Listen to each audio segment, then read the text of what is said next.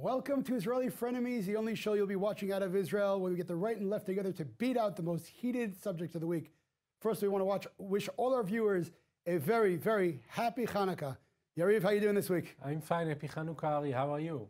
Fantastic. Thank God all is well. We got a lot to talk about, so let's get right to it.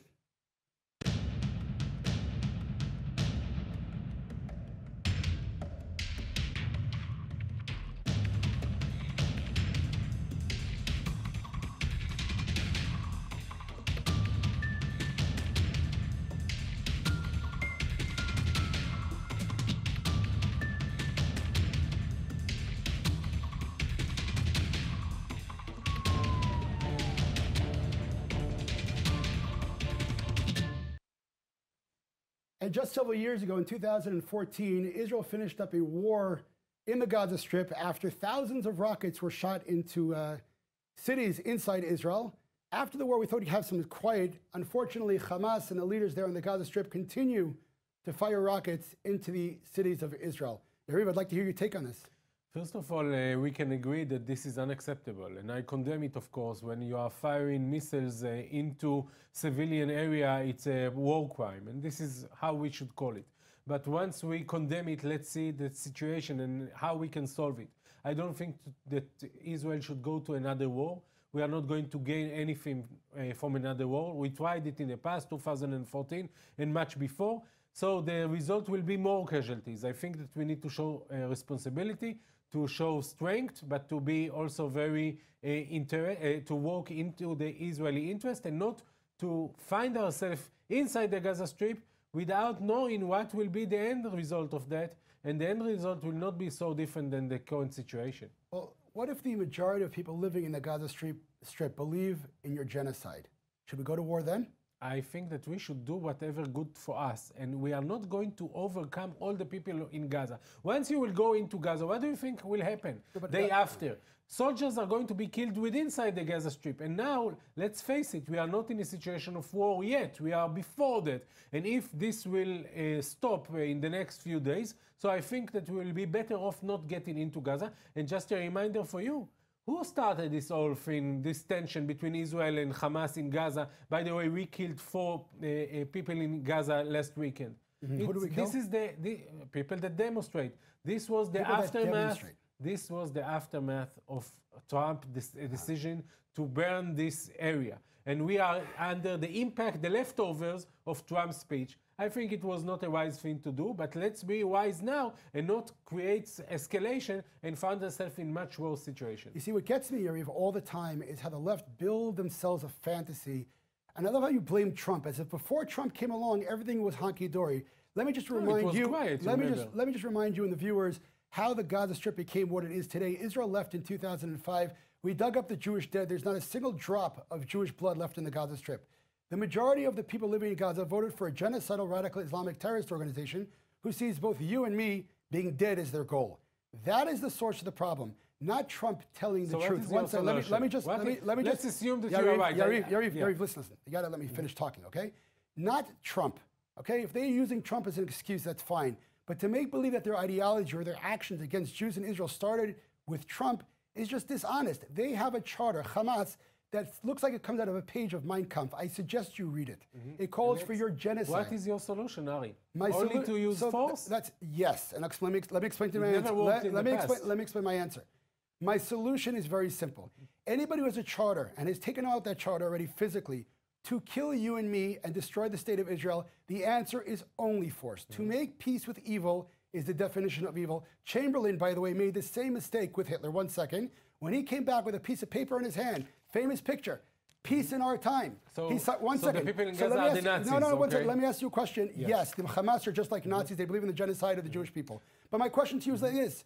Should we have searched with peace for the Nazis, or should we have sent in troops to fight Hitler even though soldiers would get killed? Jews occupied the Nazis in Europe? Again, it's not the case. You are mixing orange with the apples. It's not really the case. You deflected the question. The case here is let me answer. My question was, do you believe that war is justified at any time? I believe that you should work in order to prevent war, and you should go to war in the last resort. And if you have better option, do better for you. It's your interest. Who's the enemy? And the question here is not who is the enemy. The question is what is the solution.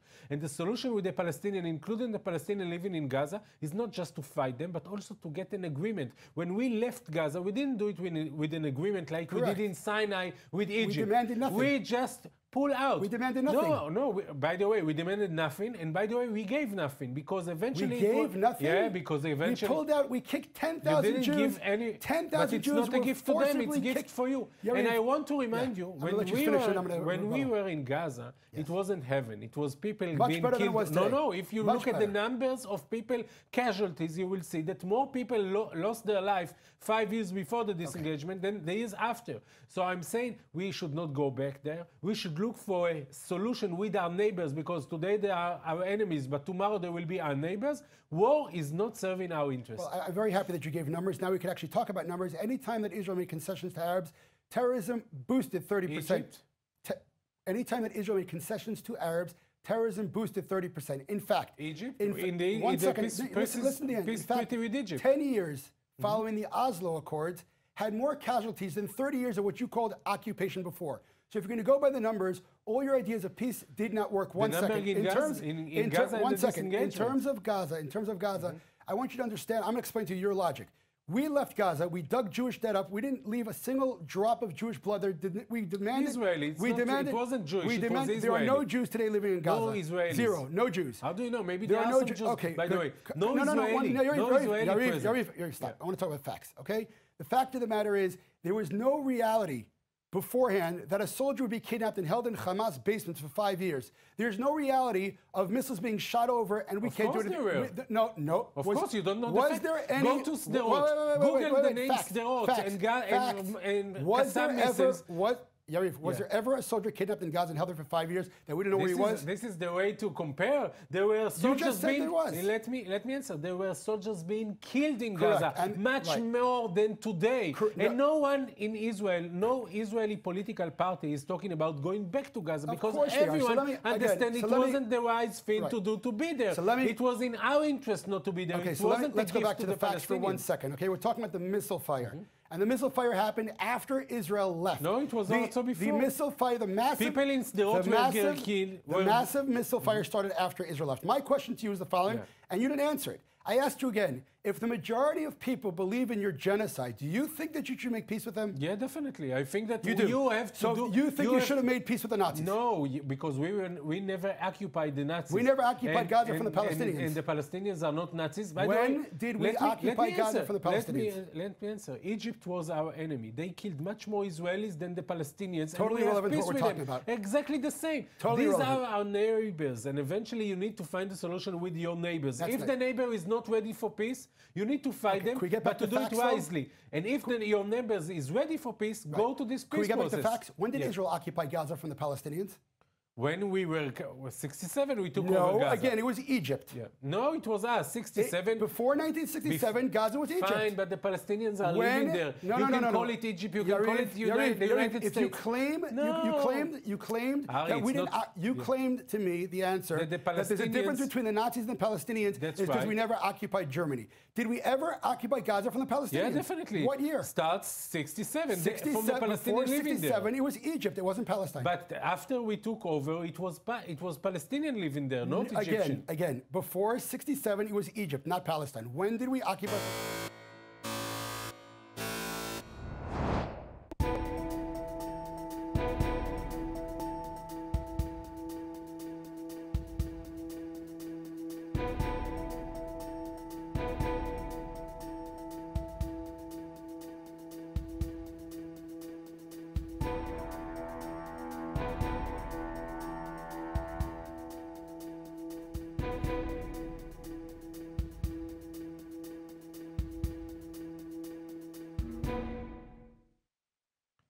Following Trump's speech, the tension is not just between Israel and its neighbors or their enemy, but also within the Israeli society. We heard this week very harsh words between the Israeli Arab members of Knesset and the Defense Minister Avigdor Lieberman.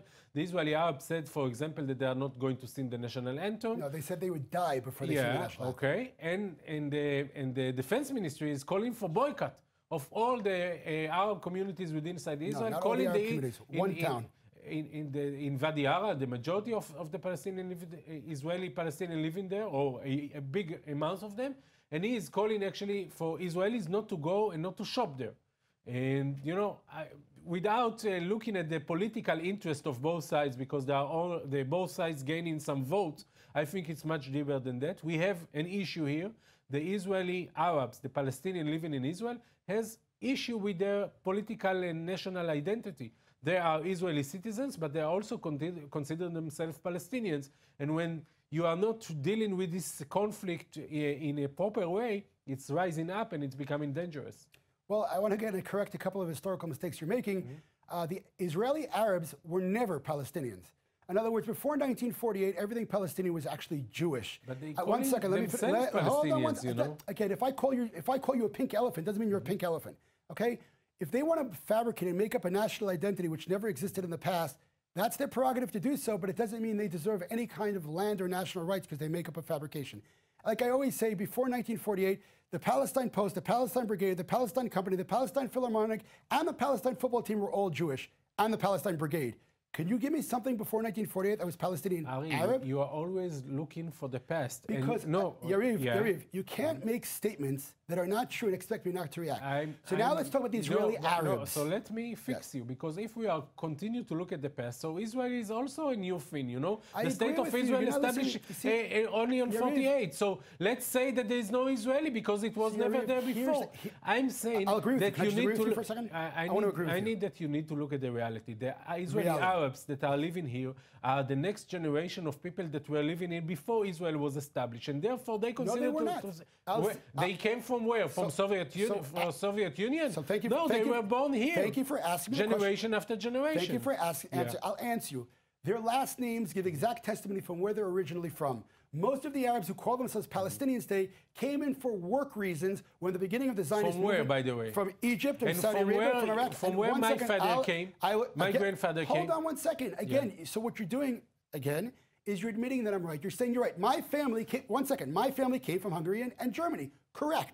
Our claim here is not because of Israel. Our claim is because we're Jews and we have historical, national, and religious right here. One second.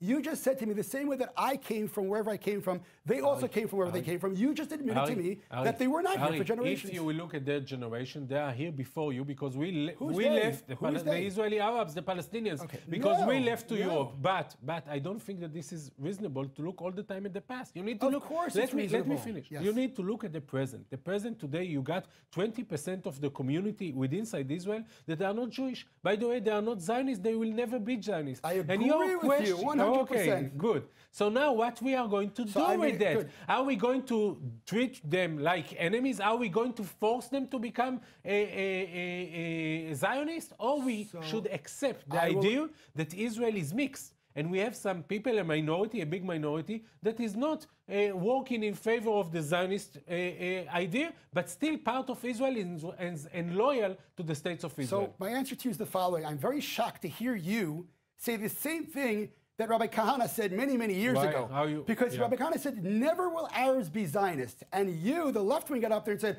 what are you talking about? So number one, I don't believe I think we just said it's racist. I don't think that there are no Arabs who can be Zionists. They have nationality. One second. There are people like Muhammad Zahabi, who's very Zionist. There are people like Naftali Hanai, who's a Christian, very Zionist. So 20% of the Arabs in the country... They can run a political party. Let's see if they are going to make it. Again, 20% of the country who are Arab, you said none of them are Zionists. That's just not...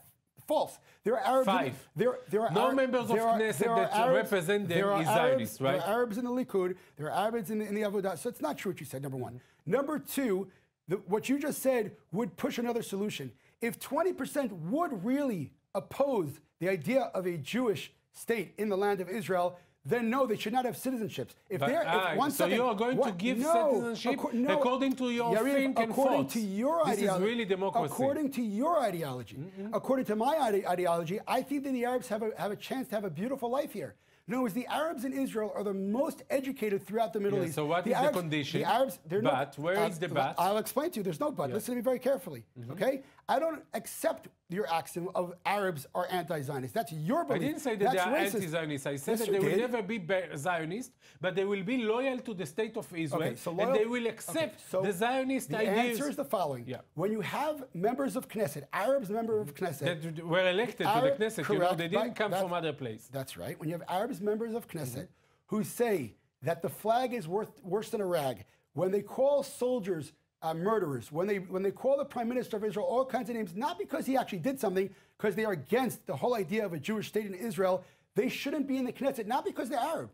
Not because they're Arab. So the Knesset, 1 second, let me finish. If an Arab is in the state and he wants to worry about Arab problems in the state of Israel, wonderful. I want to remind you that when Rabin was prime minister, people in the right wing, including members of Knesset, didn't speak so nicely about Rabin. And when the Israeli army took out some settlements, so there were some settlers that said that the Israeli army is making crimes. So, you know, I don't know what you're talking about. I'm sorry. I will give you're throwing out things that have nothing to do with what we're talking about. Now, you cannot say to people you should not be in the Knesset according to the things that they are saying. Of course they can. The law says so. The law says so. In democracy, you are giving the people the right to choose whether the people that they support. And now, Yariv, you don't know the facts. Democracy has boundaries. All the Israeli Arabs, or most of them, voted for the joint Arab list. You don't see. Most of them, yes. Okay. Maybe not all of them. Maybe Zoabi and his 5 friends voted Likud, but most of the Israeli Arabs voted for this list. So these are the representative of this list. Now you can see. If you want to make it an issue, and you can say you are going to say to them, choose between being Israeli or being Palestinian, you are going to a war with them. If you are going to say,